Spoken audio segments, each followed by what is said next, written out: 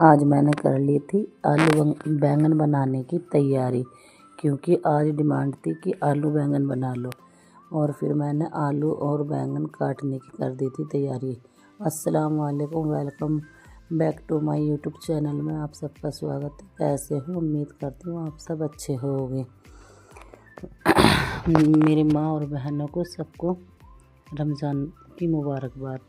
मैं आप सबसे ये कहना चाह रही हूँ कि जैसे आलू बैंगन बनाते हैं अच्छा करके, बढ़िया करके, टेस्टी करके, तो आज तुम देखना मैं आलू बैंगन कैसे बनाती हूँ। और जो मेरे आलू बैंगन अच्छे बनने हैं तो तुम ज़रूर कमेंट में बताना कि कैसे हैं, क्योंकि मुझे तो पता है मेरे आलू बैंगन बहुत अच्छे, टेस्टी, बहुत बढ़िया बने हैं। और इतना स्वाद आया था ना खा के कि मैं तुम्हें बता नहीं सकती। बस सिर्फ एक ही इंसान है मेरे घर में जिसको खाना का स्वाद नहीं आता, वो है मेरे बच्चों के पापा। जो वो हर चीज़ में कमी निकालते हैं, उन्हें सिर्फ एक ही चीज़ अच्छी लगती है, गोश्त। गोश्त के अलावा चाहे गोश्त का सुरवा हो उसी से ही लगा के ये खा लेते हैं। और मैं तुम्हें एक बात बताऊं कि जब भी कुछ सब्ज़ी देख लेते हैं ना, उनका आधा दम वैसे ही सूख जाता है। तो मैं ये कहती हूँ कि घबराने की ज़रूरत नहीं है, होटल खुला हुआ है, वहीं से मंगाओ और खाओ। तो और बताऊँ, उनके साथ साथ उनका बेटा भी ऐसे ही हो रहा है। मैं तो बेटेंशन होकर सब्ज़ी खाती हूँ, क्योंकि बच्चों का भी सब्ज़ी से ही पेट भरता है। जब तलक और आलू बैंगन बढ़िया होकर ना बने तो बेकार है।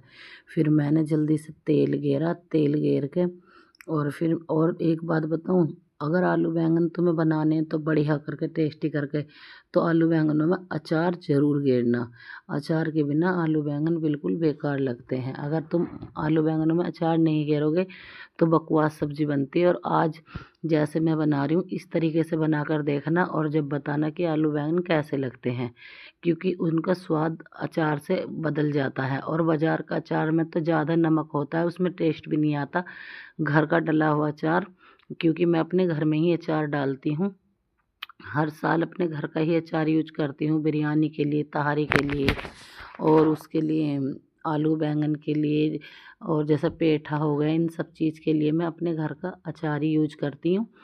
तो बिल्कुल बहुत बढ़िया सब्ज़ी बनती है। तो अब देखो मैंने ये जो है ना हल्दी भी घेर दी, और फिर हल्दी घेरने के बाद फिर मैं घेरूँगी मिर्च।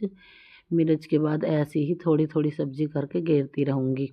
अगर तुम्हें मेरी वीडियो अच्छी लगे तो मुझे ज़रूर बताना, अगर कुछ गलत लगे कमेंट में तो वो भी बताना, क्योंकि मैं जो है ना जो सब्ज़ी बनाती हूँ तो बढ़िया करके ही बनाती हूँ, क्योंकि बच्चे को भी अच्छी लगनी चाहिए। पर क्या करूँ, जो हैं बड़े हैं घर में उन्हें अच्छी नहीं लगती। वे मेरी हर चीज़ में कमी ज़रूर निकालते हैं, कुछ ना कुछ। कहते हैं कि सब्ज़ी मत ना पकाया कर, इन्हें ले आती है 10 रुपये किलो की सब्ज़ी को उठा के, इस तरीके से बोल देते हैं। फिर मैंने तोबा से कहा कि तोबा जल्दी चली जा नीचे और अपना टिफ़िन धो ले, क्योंकि वो उसने आज अपना टिफ़िन नहीं धोया था। तो उससे वो कहने लगी ठीक है मैं मम्मा, मैं धो रही हूँ जाके। मैंने कहा ठीक, जल्दी कर ले, मैं इतने जो है ना सब्ज़ी तैयार कर लूँगी, तुम जल्दी आ जाओ टिफ़िन धो के। तो जो इतने ही टिफ़िन तोबा ने धोया था ना, तो इतने ही मैंने अपनी सब्ज़ी कर ली थी तैयार। फिर मैं कहने लगी कि ले हाथों हाथ आटा भी गूँध लूँ, क्योंकि दोनों काम साथ ही हो जाएंगे। एक गैस पे मैं सब्ज़ी बना लूँगी और एक गैस पे रोटी बना लूँगी। इसलिए मैंने अपना आटा छान के कर लिया था तैयार। आटा छानने के बाद मैं लग गई थी आटा गूँदने के लिए। तो मैंने उसका जो है ना आलू बैंगनों का गैस स्लो कर दिया था कि मंदी आंच पे तेल आ जाता है, और तेल आने के बाद बहुत अच्छी हंडिया बनती है। अगर तेज़ गैस पे हम हंडिया रखेंगे ना तो सारा तेल उड़ जाता है और सब्ज़ी भी अच्छी नहीं बनती। तो मैंने एक कटोरी भर के इस वजह से उतार लिया था तेल। जब आलू बैंगन बन जाएंगे तो उसके ऊपर से फिर उस तेल को मैं घेरूँगी। तो जैसे रोजे का टाइम करीब आ रहा था तो वैसे वैसे मैं बच्चों को गुस्सा हो रही थी कि कुलसुम जल्दी से खीरे काट ले और प्याज काट ले, क्योंकि खीरे का खाने से ना प्रोटीन अच्छा मिल जाता है। मैं चाहे अफ्तियारी मंगाऊँ या ना मंगाऊँ, खीरे हम ज़रूर खाते हैं। अफ्तियारी इतनी ज़रूरी नहीं है जितने खीरे ज़रूरी हैं। एक टाइम पैसा है घर में, एक टाइम नहीं है, तो अपने घर के हिसाब से हम चलते हैं, ज़रूरी नहीं है किसी के साथ। और टमाटर हमेशा जब आलू बैंगन गेरो तो टमाटर जब ही टाइम पर ही गेरना, उसमें मसाले में मत ना गेरना, क्योंकि फिर टेस्ट अच्छा नहीं आता।